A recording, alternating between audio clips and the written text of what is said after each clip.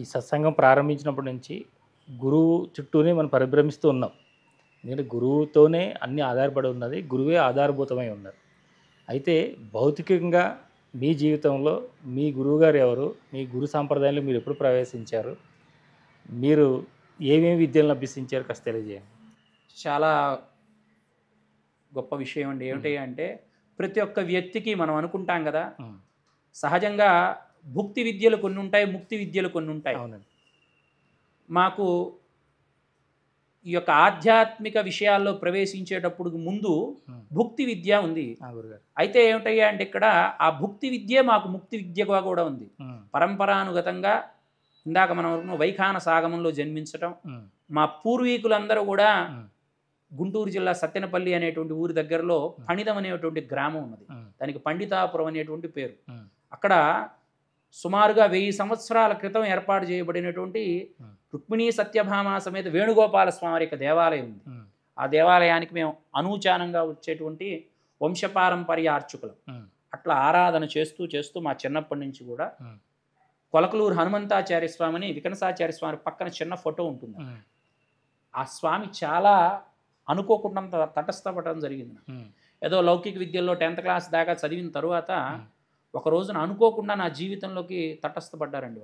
ఏదో ఒక చిన్న సైకిల్ తొక్కుకుంటూ, పెద్దవాళ్ళు ఆయన, అప్పటికే 70 ఏళ్ళు ఉంటాయి, తలగుడ్డ కట్టుకొని, ఇక్కడ ఎవరో భరద్వాజ్ ఉన్నాడట కదా, ఎవరి ద్వారానో తెలిసింది, ఇక్కడ మన వైఖానసులు పిల్లవాడు ఒకడు ఉన్నాడు, ఆయనకి ఏదో పని వచ్చింది, ఆ పని కోసం అక్కడికి వస్తే అలా పరిచయమైనటువంటి వ్యక్తి ద్వారా అనుకోకుండా స్వామి మా ఇద్దరిని కలపటం వల్ల వైఖాన సాగమాన్ని అధ్యయనం చేశాను.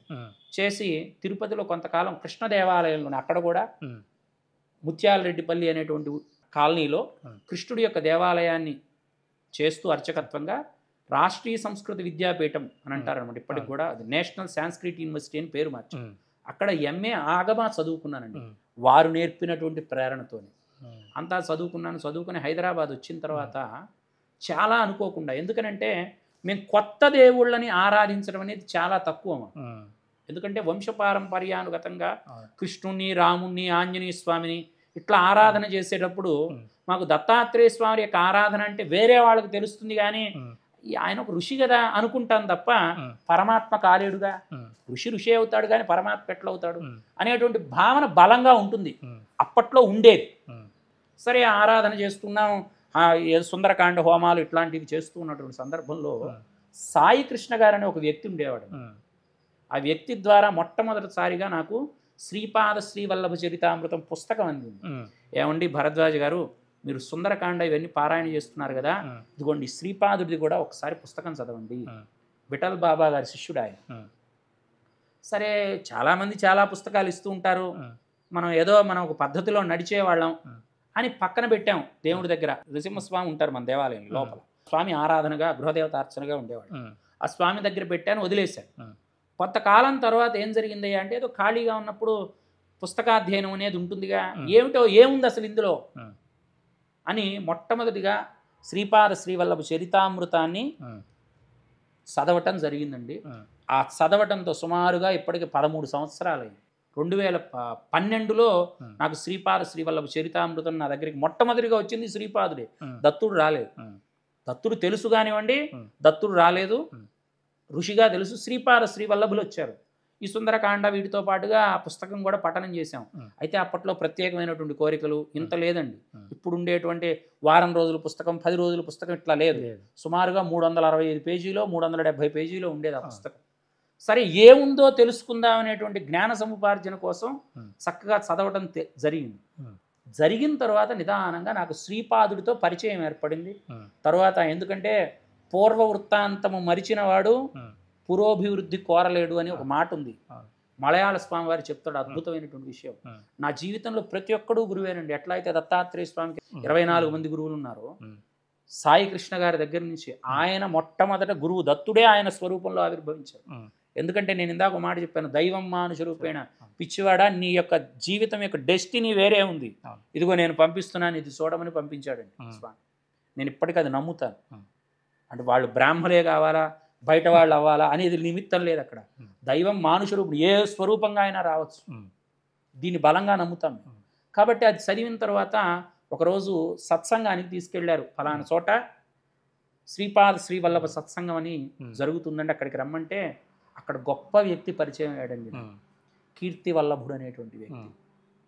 ఎంత గొప్ప వ్యక్తి అంటే అప్పటికే అనేక రకాలైనటువంటి కష్టాలన్నీ కూడా అనుభవించి పరమాత్మ యొక్క దివ్యానుగ్రహాన్ని ప్రత్యక్షంగా పొంది ఈ స్వామి తప్ప నాకు అన్య భావం లేదు అని శ్రీపాద శ్రీవల్లభుడి గురించి ప్రచారం చేస్తున్నాడు. అటువంటి వ్యక్తి కనపడ్డాడు, తారసపడ్డాడు. తారసపడి ఈ దువ్వూరి వారు భాస్కర్ రావు గారు ఆ సత్సంగంలో మొట్టమొదటి నాకు అక్కడ పరిచయం అయినటువంటి వ్యక్తులు. ఆ తరువాత నిదానంగా పెరిగి పెరిగి పెరిగి దత్తాత్రేయ స్వామి యొక్క అనుష్ఠానం అనేది మొదలైంది. అట్లా మొదలైనప్పుడు స్వామివారి కృప, డెస్టినీ అన్నామే మనం ఇందాక. ఎందుకయ్యా ఈ శ్రీపాద శ్రీవల్లభ చరితామృతం నా దగ్గరికి వచ్చిందంటే ప్రతిదానికి కార్యకారణ సంబంధం. అదే సందర్భంలో కీర్తి వల్లభులు మంతెన్ గౌడ్ అనేటువంటి ఊర్లో శ్రీపాద శ్రీవల్లభ ప్రతిష్ఠ చేయాలని సంకల్పం చేశారు. దీన్ని ఎవరు చేయించగలుగుతారు అని సంశయం వస్తే అందరినీ వెతుకుతున్నాడు. ఇంతమంది బ్రాహ్మలు ఉన్నారు, ఆంధ్ర తెలంగాణలో లక్షల మంది బ్రాహ్మలు ఉంటారు, గొప్ప గొప్ప వ్యక్తులు ఉంటారు. నిజంగా చెప్పాలి అని అంటే కాంపిటేటివ్గా చూస్తే ఎవరండి వైఖానసులు అంటారు మనం.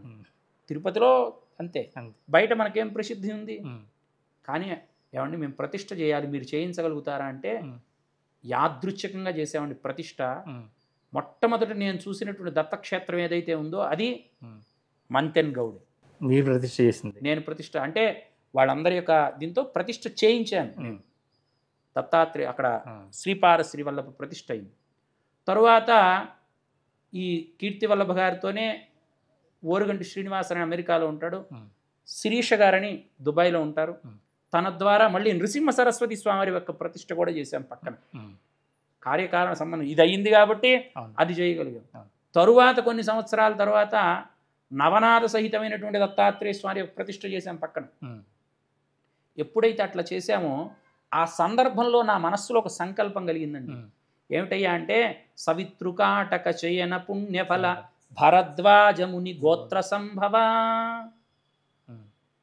అని మనకి ఉన్నది. ఆ కీర్తి వల్లభు గారు నాతో ఒక మాట చెప్పారు, ఏమండి ఈ ప్రదేశంలో సవితృకాటకం చేయిద్దాం అనుకుంటున్నాం.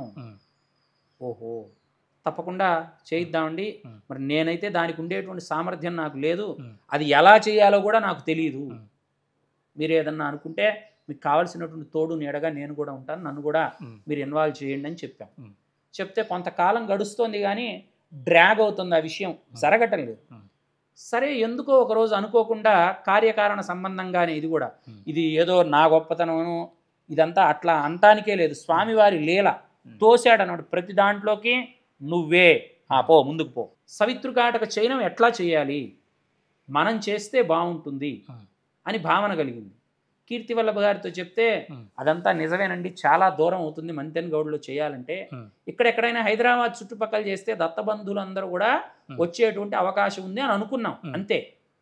మరి అది ఎలా చేయాలో తెలియదు, ఎవరు దాన్ని చేయించగలిగిన సామర్థ్యం ఉందో తెలియదు, దానికి కావలసిన లోటుపాట్లు ఏమిటో తెలియదు, ఏమీ తెలియదు. సరే అనుకోకుండా ఒకరోజు మధ్యాహ్నం పూట ఒక విషయం వస్తే తపన అంటారు కదా, తపనే తపస్సు అయింది. తపస్సు నడుస్తుంది బుర్రలో, పడుకుని ఉన్నా కానీ సవితృకాటకం, నుంచున్నా సవితృకాటకం. ఎట్లా ఎట్లా ఎట్లా ఎవరన్నా చేశారా ఇప్పటిదాకా? ఎక్కడా రెఫరెన్స్ దొరకటం లేదు. చేశారు అనేక మంది రహస్యంగా. గృహస్థాశ్రమ ధర్మంలో యజ్ఞయాగాది క్రతువులు చేసేటువంటి వాళ్ళందరూ కూడా, వాళ్ళు శ్రౌత యాజ్ఞికాలు చేసే వాళ్ళందరూ కూడా చేసి ఉన్నారు. కానీ అది బాహ్యంగా ఎవరికి తెలియదు, ఇదే సవితృకాటకం ఇట్లా చేయాలి, దీని యొక్క ఫలితం అనేది ఎవరికి తెలియదు. సరే అనుకోకుండా దమ్మాయిగూడలో ఒక కీసరగుట్ట వేద పాఠశాలకు సంబంధించిన ఒక అధ్యాపకులు ఉంటే వారి దగ్గరికి వెళ్ళాను, ఏమండి ఇట్లా సవితృకాటకం చేయాలి అని కొంతమంది మనల్ని అడుగుతున్నారు, అది ఎలా చేయాలి మీకు ఏమైనా తెలుసా అంటే, సహజంగా ఇవాళ రేపట్లో ఏమండి పెళ్లి చేయించాలి అని అడిగామనుకోండి మనం, చేయిద్దామండి దానికే ఉంది, ఒక 50,000 ఖర్చు అవుతుంది, ఇదిగోండి వారికి 30,000 ఇవ్వండి, నాకు 20,000 ఇవ్వండి అని చెప్పేవాళ్ళు బోలెడు మంది ఉన్నారు. అంటే వాళ్ళ దాంట్లో ఏం ప్రమేయం లేకపోయినా నాకు 50 ఆయనకి 20, ఎందుకంటే నేను తీసుకువెళ్ళి చెప్పించానుగా. కానీ ఆయన అలా వ్యక్తి కాదండి. ఆయన రండి మా బావగారు చేయిస్తారని మొట్టమొదటిసారిగా దెందుకూరి సత్యనారాయణ సోమయాజి గారని గొప్ప వ్యక్తి అండి, ఆంధ్రదేశంలో తెలంగాణలో శ్రౌత యాగాలు చేసినటువంటి అత్యంత గొప్ప వ్యక్తి. ఇప్పటికి మొన్న కూడా పౌండరీకమైనటువంటి గొప్ప యాగాన్ని చేశారు. పౌండరీక యాగం అని చెప్పి అటువంటి వ్యక్తి వారింటికి తీసుకుని వెళ్తారు. వెళితే ఏమండి గురువుగారు ఇట్లా సవితృకాటక యాగం చేయాలి, ఏదో సత్యనారాయణ సమర్థం చేయించాలంటే మీకు తెలుసు, ఏమండి పంతులు గారు మేము వచ్చేసరికి మండపం సర్దుకుంటాం, ఇదిగోండి మేము నవగ్రహాలు పెట్టుకుంటామని తెలంగాణ పద్ధతిలో చక్కగా అన్నీ వాళ్లే సర్ది మనం కూర్చోమంటారు అయ్యగారు. మరి అది తెలుసు కాబట్టి మనం సర్దుకుంటున్నాం. సవితృకాటకం దాని గురించి మనకేం తెలియదే, ఏం చేస్తారు వీళ్ళు అంటే ఇది ఒక పశుయాగం, పశు సంబంధమైనటువంటి యాగం. సరే ఏమంటే ఈ పశుయాగం చేయాలి అని అంటే చాలా సాధక బాధకాలు అనేకం ఉంటాయి. కాబట్టి ఇది ఎలా చేస్తామో మీకు ప్రత్యక్షంగా చూస్తే కానీ మీరు ఒక నిర్ణయం తీసుకోలేరు, చేయొచ్చా చేయకూడదా, దీంట్లో ఉండేటువంటి కష్ట సుఖాలు ఏమిటి అని. వారు ఏం చేశారంటే పట్టిసీమ అని ఒక ఊరుంది, వీరభద్రస్వామి మనకు పోలవనం దగ్గరలో వస్తుంది అనమాట. సరే అక్కడికి రమ్మంటే ఆ బస్సు ఎక్కి వెళ్ళాం. వెళితే అక్కడంతా చూసాం, ఎక్కడా కూడా అంత జుగుప్సగా లేదండి ఆ యాగం చేశారు. పశుయాగం అయినప్పటికీ కూడా చాలా పవిత్రమైనటువంటి భావనతో చిన్న చిన్న బ్రాహ్మణ పిల్లలు ఇదే జీవితం, ఇదే మాకు భుక్తి ముక్తి అని చక్కగా చేస్తున్నారు. అది చూసి నాకు ఒక మనస్సులో సంకల్పం కలిగింది, ఈ కార్యక్రమం వీళ్ళు చేయగలిగిన వాళ్ళు, వీళ్ళ చేతే చేయిద్దామని అనుకుని ఇది సంకల్పం, భగవంతుడి యొక్క సంకల్పం అని అంతా ఒక్క రోజులో గడిచిపోయింది. ఒకరోజు వెళ్ళి మాట్లాడొచ్చాను, ఒకరోజు వెళ్ళి చూసి వచ్చేసాను. ఎట్లా అని వాళ్ళ ఇంటికి వెళ్ళి, సరే మనం కాస్త కొస్తో వైదికంగా ఉన్నాం కాబట్టి ఏమండి ఈ సవితృకాటక చయనం యొక్క ప్రక్రియ చెప్పండి అని అడిగాను నేను. వారు స్వామి ఎంత చేస్తాడంటే మనని, ఓ పంతులు గారు మీరు గృహప్రవేశం చేయిస్తారా అని మమ్మల్ని అడుగుతుంటాం. అయ్యో దానిదే ఉందమ్మా, గృహప్రవేశం చేయిస్తాం. ఏమేం చేస్తారు అయ్యగారు మీరు గృహప్రవేశంలో అంటే వాళ్ళకి ఎవరో చెప్పుంటారు, గణపతి పూజ, పుణ్యాహవాచన, పాలు పొంగించడం, వాస్తు పూజ, నవగ్రహ పూజ, వాస్తు హోమం, గణపతి హోమం, ఇట్లా ఏవో ఉంటాయి. వాళ్ళు ఒక రెడీ చేసుకుని వస్తారు. వాళ్ళు మన అడుగుతూ ఉంటారు పరీక్షార్థంగా. వారు ఏమనుకున్నారంటే ఇతను నన్ను పరీక్షిస్తున్నాడా అని అనుకుని ఉండొచ్చు బహుశా. నా భావం ఏమిటంటే నేను 10 మందికి చెప్పాలి, ఇందులో అర్ధ సంబంధమైనటువంటి విషయం కూడా ఉంది, డబ్బు కూడా ఉంది ఇందులో, సాధక బాధకాలు అనేక ఉన్నాయి. చాలామంది వ్యక్తులు కలిస్తే కానీ సంఘటితంగా ఈ కార్యక్రమం మనం చేయలేము అని భావనతో చెప్పండి అని అంటే వారిని పరీక్షిస్తున్నారనుకున్నారో లేదురా, ఇది నేను నీకు చెప్పేది కాదు, నేను వచ్చి చేయిస్తాను నీకు ఇదంతా ఎందుకనే భావనతో ఉన్నారో కానీ ఆ సందర్భం రాలా. ఎట్లా స్వామి ఇలా జరిగితే ఎట్లా, సవితృకాటకం చేయాలి అని అంటే దాని గురించి నాకు ఏదైనా తెలియాలిగా, ప్రతిదానికి ఒక సంకల్పం ఉంటుంది. మేమే చెప్పిస్తుంటాం, మమ సహ కుటుంబస్య సభాంధవస్య అనేటువంటి సంకల్పం ఉంటుంది కదా. ఈ సవితృకాటకానికి ఉండేటువంటి సంకల్పం ఏమిటి అని ఆలోచిస్తూ ఉంటే ఏదీ బోధపట్టలేదు, ఎవరూ చెప్పటలేదు. సరే అటువంటి సందర్భంలో తిరుపతి వెళ్ళానండి నేను. తిరుపతి వెళ్ళి స్వామివారి దర్శనం మామూలుగా అక్కడే చదువుకుని ఉన్నాం కాబట్టి ప్రతి 6 నెలలకి 3 నెలలకి మనస్సులో ఎప్పుడు అనిపిస్తే అప్పుడు తిరుపతి వెళ్ళటం అలవాటు. వెళ్ళి అనుకోకుండా ఆ గోవిందర స్వామి వారి దేవాలయం దగ్గర టీటీడీ వాళ్ళదే పుస్తకశాల ఉంటుంది రథం పక్కనే. వెళ్ళి మామూలుగా ఎప్పుడు వెళ్ళినా చూస్తూ ఉంటాను. అట్లా చూసింటేటువంటి సందర్భంలో నాకు ఒక పుస్తకాలు 2 పుస్తకాలు కనపడ్డాయండి. బ్రాహ్మణాలు ఆరణ్యకాలు అని. వైదికమైనటువంటి విషయంలో ఉన్నాం కాబట్టి ఓహో ఇదేదో పుస్తకం బాగుందే అని 2 పుస్తకాలు తీసుకున్నాను. ఏదో చదువుదామని ప్రయత్నం చేశాం. అయితే దాని మీద నాకు బాగా ఆకర్షించిన విషయం ఏమిటయ్యా అంటే కార్యకారణ సంబంధంగా చెప్తున్నాను. వీసీగా ఉండేవాళ్ళు రాష్ట్రీయ సంస్కృత విద్యాపీఠానికి రఘునాథ భట్టరో వారు ఉండేవారు. వారు రాశారు ఆ పుస్తకాన్ని. ఎప్పుడైతే ఆ పుస్తకం రాశారో వాళ్ళు నాకు పూర్వంలో పరిచయం ఉన్నారు ఆ గురువు గారు. అంటే ఎక్కువ పరిచయం లేకపోయినా ఒక గృహప్రవేశంలో తటస్థపడ్డారు, బాగా మాట్లాడారు, అంతా అయింది. వారు రాసిన పుస్తకం తర్వాత ప్రింట్ లేదు, మళ్ళీ మొన్ననే ఆ రోజునే 2-3 రోజుల ముందో కొత్తగా ఆ పుస్తకం మార్కెట్లోకి వచ్చింది.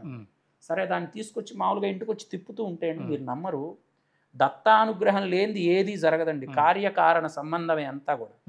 అటువంటి సందర్భంలో అసలు ఈ సవితృకాటక చయనం అంటే ఏమిటి, ఇది ఇతపూర్వంలో ఎవరెవరు చేశారు, దీని యొక్క ప్రధానమైనటువంటి ఉద్దేశాలు ఎట్లా ఉంటాయి, ఏ విధంగా చేయాలి దీన్ని అంత సవివరంగా నోట్స్ రాశారండి వారు. దాంట్లో నేను సంకల్పం ఏమిటి అంటే కూడా నాకు ఇక్కడ విషయం అర్థం కాలేదు. దాంట్లో సంకల్పం ఏమిటి అంటే సవితృకాటకం చేయటం వల్ల కలిగేటువంటి ప్రధానమైనటువంటి ఉద్దేశం ప్రతి ఒక్క వ్యక్తికి కూడా వేద విహితమైనటువంటి ధర్మానుష్ఠాన కర్మఫలం లభించాలి. మేము ఉన్నాం అనుకోండి దేవాలయంలో, దత్తుడైనా వెంకటేశ్వర స్వామి అయినా ఇంకో చోటైనా, మేము చెప్పేటువంటి సంకల్పం, మీరు వస్తే మీ గోత్రనామాలు చెప్తాం, ఆ పిల్లవాడు వస్తే ఆ పిల్లవాడి యొక్క గోత్రనామాలు చెప్తాం. మరి రానివాడి పరిస్థితి ఏమిటి అంటే, మేము అంటాం అన్నమాట, అస్మిన్ గ్రామే స్థితానాం అస్మిన్ పట్టణే స్థితానాం ప్రజానాం బ్రాహ్మణాదినానా వర్ణానాం సర్వేషాం భక్తజనానాంచ వ్యాధి చోర దుర్భిక్ష అనావృష్టిరాజబాధాది సర్వోపద్రవస్యాంత్యర్థం స్వస్త్యర్థం సమస్త సన్మంగళావాప్త్యర్థం లోక కళ్యాణార్థం అని చెప్తాం. అంటే వాడు దేవాలయానికి వచ్చేవాడైనా రానివాడైనా, వాడు నాస్తికుడైనా ఆస్తికుడైనా, స్త్రీ అయినా పురుషుడైనా, వాడు క్షత్రియుడైనా శూద్రుడైనా, ఎవరైనా కానీ అందరూ బాగుండాలి స్వామి అని ఈ రోజున మైక్ వచ్చింది కాబట్టి మైకులో చదువుతున్నాం. ఒకప్పుడు గుడి శిఖరాలు గర్భాలయంలో ఉండి చదివేవాళ్ళంగా, ఆ గర్భాలయంలో మధ్యలో అండి ఒక చిన్న రంధ్రం ఉంటుంది, బ్రహ్మరంధ్రం అంటారు. ఆ బ్రహ్మరంధ్రం పైకి ఒక శిఖరం దాకా ఆ కలశం ఉంటుంది. ఆ కలశం ఒకప్పుడు స్పీకర్ లాగా పనిచేసేది. అది ధన ధన ధన శిఖరం లోపలంతా ఖాళీగానే ఉంటుంది. అది ఎట్లా అయితే ఎట్లా మోగుతుంటుందో ఆ తరంగాలు మొత్తం వెళతాయన్నమాట. దేవాలయ వ్యవస్థలో ఉండే గొప్పతనం. అట్లా చదువుతాం, మంత్రాలు చదువుతాం. దీంట్లో కూడా ఏముందంటే వేద విహితమైనటువంటి ధర్మానుష్ఠానం యొక్క కర్మ ఫలితము. అంటే వేదం ఏదైతే చెప్పిందో మళ్ళీ ధర్మమే. వేదంలో చెప్పబడినటువంటి ధర్మాలు ఏవైతే ఉన్నాయో ఆ ధర్మానుష్ఠాన కర్మ ఫలం అనేది ప్రపంచమంతా రావాలి, ప్రపంచమంతా సుభిక్షంగా ఉండాలని దాని సంకల్పం. ఎక్కడ చేద్దామనంటే అప్పటికే ఈ స్థలం కొనిపెట్టి ఉంచాం, 225 గజాలు ఈ స్థలం. సరే అక్కడ ఇక్కడ చేద్దామంటే దానికి ఉండేటువంటి ప్రాక్టికల్ ప్రాబ్లమ్స్ చాలా ఉన్నాయని ఇక్కడ చేస్తే బాగుంటుందని సంకల్పం చేశాం. సంకల్పం చేయగానే సరే ఎవరు దీనికి ముందుకు వచ్చేవాళ్ళు అని అంటే, ముఖ్యంగా నాకు పరమాత్మ దత్తుడి ద్వారా, దత్తుడు నన్ను అనుగ్రహించాడనే చెప్పొచ్చు. ఒక స్త్రీమూర్తి రూపంలో ఆవిడే కామవరపు శిరీష గారని, ఇప్పుడు దుబాయ్లో ఉంటారు. తను ఒక అనఘాష్టమి వ్రతం చేయించడానికి వెళ్ళాను వారింటికి. అప్పటి నుంచి ఇప్పటిదాకా దత్తుడి యొక్క అనుగ్రహం చేత, దత్తుడి యొక్క కృపతో తన యొక్క సహాయ సహకారాలు నాకు బాగా అందుతాయండి. సరే తను వచ్చింది. అట్లానే రామకృష్ణ గారని ఒక ప్రొఫెసర్ ఉన్నారు మన హైదరాబాద్ సెంట్రల్ యూనివర్సిటీలో, వారు వచ్చారు. నిఖిల్ గారు, నీరజ గారని వారి యొక్క ఫ్యామిలీ బేగంపేటలో ఉంటారు వాళ్ళు. అంటే ఎవరిని మర్చిపోకూడదు ఇక్కడ, ఎందుకంటే కర్త కారయిత చైవ ప్రేరకశ్చానుమోదక దుష్కృతే సుకృతే చైవ చత్వార సమభాగిన. వీళ్ళందరూ వచ్చారండి, కూర్చున్నారు. దత్త శ్రీనివాస గారని వారు వచ్చారు. అందరూ కూర్చుంటే, ఏమండి ఇలా చేయాలి, సుమారుగా 10 లక్షల దాకా ఖర్చు కనపడుతుంది, ఎట్లా చేయాలి? 10 లక్షలు, మనందరం చిన్న చిన్న వాళ్ళు. నేను ఒక అర్చకుడినండి, నాకు 15,000 రూపాయలు శాలరీ. వాళ్ళు ఇల్లు ఇచ్చారు కాబట్టి నా కుటుంబం చక్కగా గడిచేది. ఆ రోజు వాళ్ళు ఇల్లు ఇవ్వకపోతే నా కుటుంబం నడిపించడానికి కూడా నేను కష్టపడేవాడిని. ఆ 15,000 రూపాయలతో జాగ్రత్తగా నా జీవనాన్ని సాగించేటువంటి ఒక సగటు బ్రాహ్మణ్ణి అంతే. ఎవరైనా దక్షిణిస్తే ఎదురు చూసేటువంటి పరిస్థితి నాది. అటువంటి నేను 10 లక్షలు అనగానే, 10 లక్షలు ఎవరిస్తారు? ఎంతమందిని పట్టుకుంటే 10 లక్షలు వస్తాయి? ఏదో పోనీ కేసీఆర్ దగ్గరికో లేకపోతే ఇంకో పెద్ద పెద్ద రాజకీయ నాయకుల దగ్గరికి వెళ్ళేటువంటి సామర్థ్యం కానీ, శక్తి కానీ, తెలివితేటలు కానీ దత్తుడు తప్ప ఎవరో తెలియదు నాకు. సరే వస్తే చూద్దామండి అనుకున్నాం. వాళ్ళు ఒక 20,000, వీళ్ళు ఒక 20,000 మాట ఇచ్చారు, మేము ఇస్తామండి. మరి గురువు గారి దగ్గరికి వెళ్ళాను. కొంతమంది భయపెట్టారు, ఇదిగో ఈ పూజ కనుక నువ్వు పెడితే, ఈ కార్యక్రమం కనుక నువ్వు చేస్తే నీకు ఇచ్చేవాళ్ళు ఉండరు, నువ్వేదన్నా అప్పు చేస్తే అప్పుల పాలవుతావు తప్ప నీకు ఇందులో సుఖం ఉండదు అని చెప్పారు. ఎక్కడో భయం. కానీ శిరీష గారు కానీ, నీరజ గారు, నిఖిల్ గారు వీళ్ళు ఇచ్చినటువంటి సపోర్ట్, కొంతమంది ఇచ్చినటువంటి సపోర్ట్, ప్రొఫెసర్ రామకృష్ణ గారు, పర్వాలేదండి ముందు ఏదో ఒక ప్రయత్నం జరగాలి, ఒక అడుగు వేయాలిగా అని అంటాం వల్ల ఒక అడుగు వేయటం ప్రారంభం చేశాం. చేసినటువంటి సందర్భంలో ముందు గురువుగారి దగ్గరికి వెళితే, నాయన ఇట్లా ఓపెన్ ప్లేస్ ఉంటే నడవదు అని చూడటానికి వచ్చారు. అట్లానే అటువైపు దేవాలయానికి ఈశాన్యంలో ఒక గొప్ప మోదుక వృక్షం ఉందండి. ఆ మోదుక వృక్షం మొదట్లోనే వేప చెట్టు కూడా పుట్టిందనమాట. నాయన ఆ చెట్టు ఉంది కాబట్టి ఈ ప్రదేశానికి ఆ యోగ్యత్వం వచ్చిందని చెప్పారు ఆయన.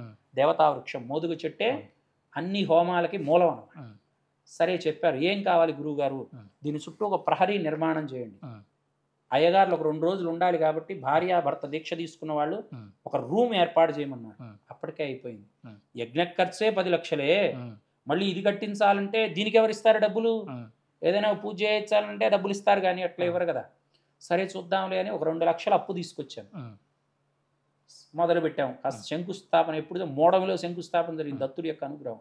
అందరు అన్నారు, ఇదేమిటయా మోడమిలో ఏం చేయరు కదా, బ్రాహ్మణుడై ఉండి నువ్వు కొబ్బరికాయ కొడుతున్నావంటే ఏం చేద్దామండి, సమయం లేదు, దైవానుగ్రహం.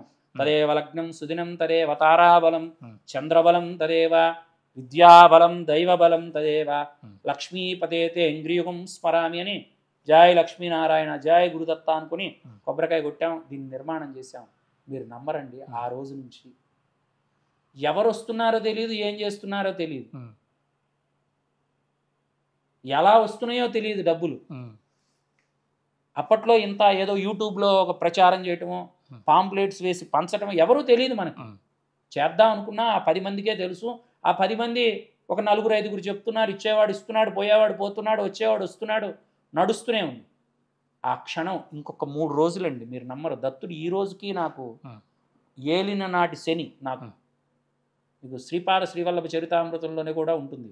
ఏలిన నాటి శని ప్రభావం ఎట్లా ఉంటుందంటే, నాకు చివరిలో ఉన్నాడు, పూర్వాషాఢ నక్షత్రం 2019లో చివరిలో ఉన్నాడు. ఎంత కష్టపెట్టాలో అంత కష్టపెడుతున్నాడు. తిరుగుతున్నాం, చేస్తున్నాం, పెద్ద వర్షం పడుతుందని భయం. శ్రావణ మాసం అవటం, వినాయక చవితికి 2వ రోజు, వినాయక చవితి వెళ్ళిన 2వ రోజు వర్షం పడుతుందని భయం. ఓపెన్ ఏం లేదు, వర్షం పడితే ఏమిటి, ఇంత హైట్ దొక్కటే ఉంది కానీ కింద లేదు. ఏం చేయాలో అర్థం కాలేదు. దానికోసం మళ్ళీ కొంత డబ్బులు తీసుకొచ్చి ఒక పెద్ద షెడ్ ఏర్పాటు చేసాం, ఇండస్ట్రియల్ షెడ్ లాగా. ఎక్కడ ఎవరు తడవకూడదు. అంతా సాహసమే, అంతా స్వామి అనుగ్రహమే. అంతా చేసి కట్టిన తర్వాత అండి, ఆ రోజు ఇంకో 2 రోజులు ఉందనగా విపరీతమైన జ్వరం. నా శరీరం వాసన వస్తుంది నాకు తెలిసి ఆ ఇన్ఫెక్షన్కి. మనిషి లేవలేకపోతున్నాను, ఏం చేయలేకపోతున్నాను, పని ఎక్కడిదక్కడే ఉంది. ఎవరైనా డబ్బులు ఇస్తారు కానీ పని చేయమంటే ఎవరు వస్తారు ఇవాళ రేపట్లో? అందరూ భక్తులు అందులో దూరంగా ఉన్నారు.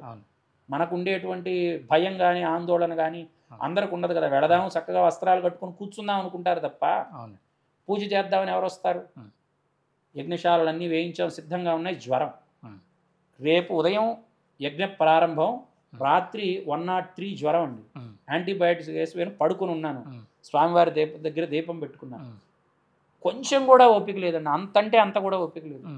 కింద నేల మీద పడుకుని ఒకటే దండం పెట్టుకున్నా, బ్రతికున్నానా రేపు వచ్చి నీ హోమంలో ఉంటా, శరీరం వదిలిపెట్టానా ఇంతే వదిలిపెట్టినట్టు లెక్క, నీదే బాధ్యత అనుకున్నానండి. ఆ పడుకునేటప్పుడు నా పరిస్థితి అట్లా ఉంది. ఏడుపు వస్తుంది, జ్వరం. మీరు నమ్మరండి, తెల్లవారుజాము 4ంటికి దత్తుడే సాక్షాత్ చిలకలూరుపేట నుంచి వచ్చాడా అన్నట్టుగా శ్రీనివాస్ గారు అని ఒక ఆయన ఉన్నాడు చిలకలూరుపేటలో. వాళ్ళు ఒక 3-4 తీసుకుని అవుటర్ రింగ్ రోడ్డు దగ్గర కేసర దిగి ఫోన్ చేశాడండి. భరద్వాజ్ గారు మేము వచ్చామన్నారు. నాకు బాధ్యత కదా, అంత జ్వరం. అమ్మో ఇంకేముంది, వాళ్ళు వచ్చేసారు, 4 అయిపోయిందని నేను కూడా పరిగెత్తుకుంటూ వచ్చాను. అదే సందర్భంలో రాజమండ్రి నుంచి శ్రీనివాస్ గారి బృందం, వాళ్ళు చాలా గొప్ప వ్యక్తులండి. వాళ్ళు 50 మంది 60 మంది వచ్చారు. రాగానే మీరు నమ్మరండి, ఇంత జ్వరం వ్యవహారం అంతా తటస్థంగా కూర్చోడు. పిచ్చివాడ నువ్వు కూర్చోరా అంతే అన్నాడు దత్తుడు నన్ను. నువ్వు కూర్చో, నువ్వు ఎంతవరకు నీ యొక్క ప్రయోజనం అయ్యా నాకంటే వీళ్ళందరినీ కలపటం, వీళ్లతో మాట్లాడటం, ఆ గురువు గారిని అడగటం, దానికి కావలసిన పాంప్లెట్ ప్రిపేర్ చేయటం, దాని వ్యవహారాలు ఏమన్నా చూసుకోవటం, అంతవరకే నీ పని, నీ పరిధి అంతవరకు, ఇంకా నీకు దాటి లేదన్నాడు. కూర్చోమన్నాడు. అట్లా కూర్చున్నానండి. క్షణాల్లో మీకు విఠలాచార్య సెట్టింగ్లో యజ్ఞకుండాలే ఏర్పాటవుతున్నాయా, గురువుగారులే వచ్చారా, స్వామి శ్రీపాదుడే వచ్చి అక్కడ కూర్చున్నాడా, టెంట్లే వేశారా, భోజనాలే వండారా, రామచంద్రరావు గారు సుబ్రహ్మణ్యం గారు పద్మజాని దంపతులు ఉన్నారు. మీకెందుకండి మీరు అట్లా కూర్చోండి, వచ్చిన వాడి ప్రతి ఒక్కడికి భోజనం పెట్టే ఏర్పాటు నాది. అలా స్వామి ఈ ప్రదేశంలో అద్భుతంగా మొట్టమొదటిసారిగా, ఎందుకు మొట్టమొదటిసారిగా అంటానంటే అప్పటిదాకా సవితృకాటకం చేశారు కానీ ఆ యొక్క సవితృకాటకాగ్ని దర్శన భాగ్యం వరకు దొరకలేదు. ఎందుకు దొరకలేదని, ఎందుకు అంత ఇంపార్టెన్స్ అంటే, ఒకటి వేద విహిత ధర్మానుష్ఠాన కర్మ ఆ యజ్ఞం చేయటం వల్ల వస్తుంది. అప్పటిదాకా చేసినటువంటి వ్యక్తులు వాళ్ళ కోసం చేసుకున్నారు. ఒక బ్రాహ్మడు, స్వామి నేను వేద విహితమైన ధర్మానుష్ఠాన కర్మ చేస్తున్నానో లేదో, లోపభూయిష్టం అయిపోతుందో తెలియదు, కాబట్టి నా కర్మ, ఆ యొక్క కర్మకు ఫలితం నాకు కావాలని చేస్తున్నాడు. ఇక్కడ మనం చేసింది వేద విహితమైనటువంటి ధర్మానుష్ఠాన కర్మ ఫలం లోకానికి రావాలి. ప్రతి ఒక్క వ్యక్తిలో కూడా ఆధ్యాత్మిక చింతన ప్రబలం అవ్వాలి అనే సంకల్పంతో మనం ఇక్కడ చేశాం. ప్రతి ఒక్క వ్యక్తిలో భక్తి జ్ఞాన వైరాగ్యాలు కలగాలనేటువంటి సంకల్పం గొప్పదండి. ఎప్పుడైనా మనం చేసేటువంటి సంకల్పమే బలం ఎప్పుడైనా. అలా ఆ సంకల్పంతో చేయటం వల్ల ఎక్కడెక్కడి నుంచో వచ్చారండి. ముంబై నుంచి వచ్చిన వాళ్ళు, కర్ణాటక నుంచి వచ్చిన వాళ్ళు, శ్రీలంక నుంచి మరుధిని గారని ఆవిడ వచ్చింది, ఒక డాక్టర్ గారు శ్రీలంక నుంచి. చెన్నై నుంచి సంతానం గారని గొప్ప గొప్ప వ్యక్తులందరూ కూడా, అబ్బా సవితృకాటకం జరుగుతుందట, రామ పట్టాభిషేకం చేస్తే భక్తులందరూ ఎట్లా వచ్చారో, దత్త భక్తులందరూ అట్లా వచ్చారు, సవితృకాటకం అని అట్లా భక్తులు వచ్చి అంత అంగరంగ వైభవంగా యొక్క కార్యక్రమం జరిగి స్వామివారి యొక్క దివ్యానుగ్రహం పొందామండి మనం. అట్లా సవితృకాటకం చేసినటువంటి పుణ్యస్థలి ఇది. సరే, తరువాత కరోనా వచ్చింది. మీకు తెలియంది ఏముంది, కరోనాలో నాకు భక్తి లేదు, నేను నాస్తికుడు అన్నవాడు కూడా విష్ణు సహస్రనామం చదివాడు. బాగా అర్థం చేసుకో.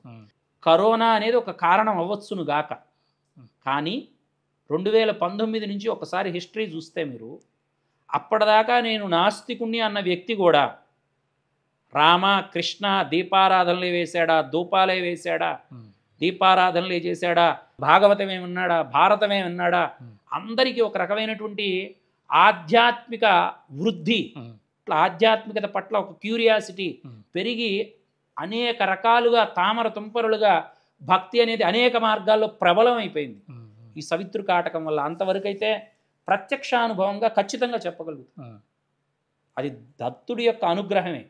ఇక్కడ అయిన తర్వాతనే మళ్ళీ ఇక్కడ ఎలా జరిగిందో చూసి మార్కాపురంలో సుబ్రహ్మణ్యం గారని వారు చేశారు. తరువాత మనకి ఇక్కడ రాజమండ్రిలో చేశారు. కంచి దగ్గరలో ఉండేడు దత్తక్షేత్రంలో అమ్మగారు వల్లభానందమాయి తను చేశారు.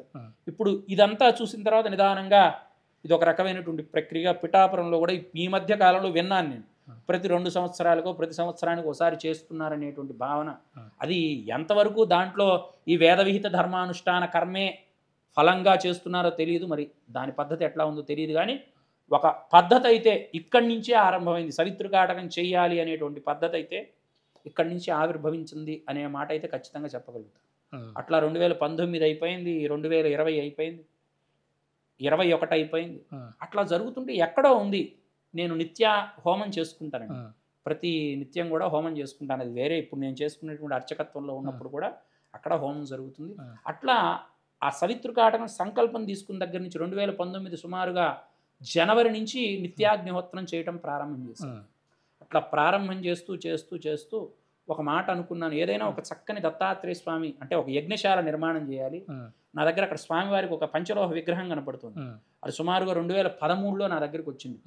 ఏదో ఆ శ్రీపాద శ్రీవల్లభ చరితామృతం నా చేతిలోకి ఎప్పుడు వచ్చిందో అప్పటి నుంచే దత్త ఆరాధన ఆరంభమై ఆ స్వామి నా దగ్గరికి వచ్చారు. ఈ స్వామికి ఏదైనా నెలవు ఏర్పాటు చేయాలి అని అనుకున్నాను, దేవాలయం అనుకోకుండా.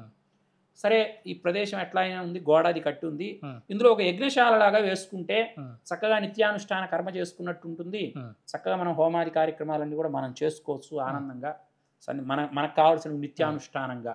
ఏదో కమర్షియల్గా ఏదో వాళ్ళు నవగ్రహ హోమం చేస్తాం, వీళ్ళకి ఏదో శాంతులు చేస్తాం, ఇట్లా ఇవాళ రేపట్లో ఆశ్రమాలు అన్నా కానీ జరిగేది అదే. అంటే వేరే వాళ్ళని దూషిస్తున్నాం కాదు, ఎవరి భావనలు వాళ్ళకు ఉంటాయి.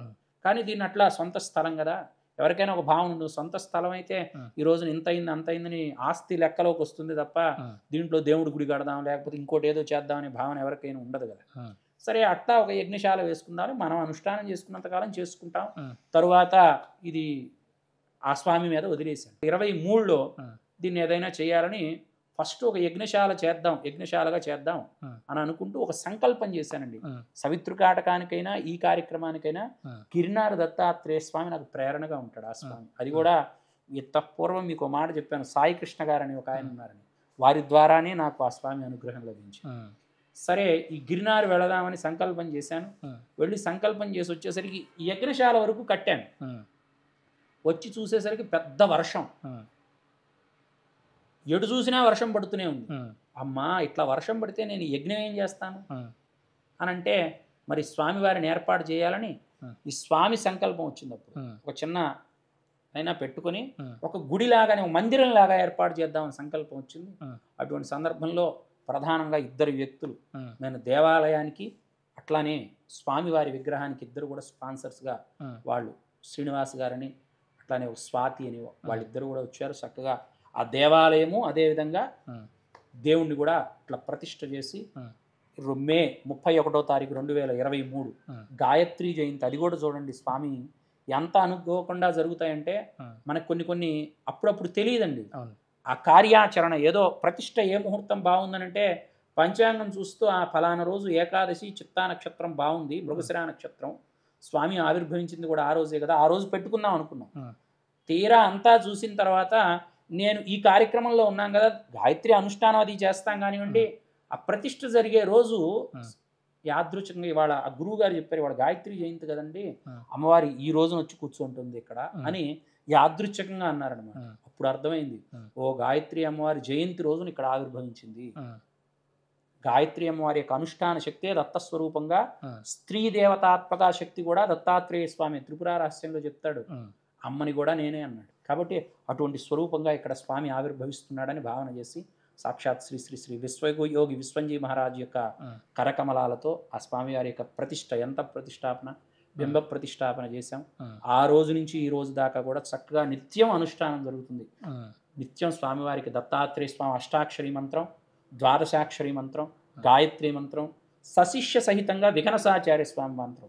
విఘనసాచార్య స్వామి వారు సప్త ఋషులు ఏదైతే మాహూర్ గఢ్లో ఏదైతే సాంప్రదాయం ఉన్నదో ఆ సాంప్రదాయాన్ని అనుసరించి సప్త ఋషుల యొక్క మంత్రాలు ప్రతినిత్యం అక్కడ అష్టోత్తరం జరుగుతుంది, ఆరాధన జరిగి ప్రతినిత్యం ఇక్కడ కూడా యజ్ఞయాగాది క్రతువుల్లో ఆ స్వామివారి యొక్క అనుష్ఠానం జరుగుతూ నిత్యహోమ ప్రక్రియగా నిరాటంకంగా, ఒకవేళ నాకేదైనా సమస్య కలిగినప్పుడు ఇక్కడ ఇంకొక అర్చకులు ఉన్నారు, వారు నాకు సబ్స్టిట్యూట్గా తను ఆ యొక్క కార్యక్రమాన్ని నిర్వర్తించడం ఇప్పటిదాకా జరుగుతుంది. స్వామివారి యొక్క సంకల్పంతో కూడా ప్రతి పౌర్ణమికి, మాస శివరాత్రికి వీలున్నంత కాలం చక్కగా అన్నదానాది కార్యక్రమాలు, ప్రతి పండక్కి అన్నదానాది కార్యక్రమాలు, దత్త జయంతి, అదేవిధంగా వార్షికోత్సవం, మేలో వచ్చేటువంటి వార్షికోత్సవానికి అన్నదాన కార్యక్రమాలను చేస్తూ ఎంత అడవిలో ఉన్నా ఇక్కడికి ఎవరు సహజంగా రావాలంటే ఒక పెద్ద ప్రక్రియ, ఎక్కడి నుంచో రావాలంటే సొంత కారన్నా ఉండాలి, లేదు ఇక్కడికి రావాలని బలంగా అన్నా ఉండాలి, స్వామి ప్రేరణ చేత. కానీ అలాంటిది కూడా ఇక్కడ ఎటువంటి ఆటంకం లేకుండా నిత్య ధూపదీప నైవేద్యాలతో స్వామి నిత్యోత్సవ, పక్షోత్సవ, మాసోత్సవ, అయినోత్సవ సంవత్సరోత్సవాలతో దిగ్విజయంగా కార్యక్రమం నిర్వర్తించుకుంటూ లోకానుగ్రహం చేస్తున్నారు ఇక్కడ ఉండి స్వామి.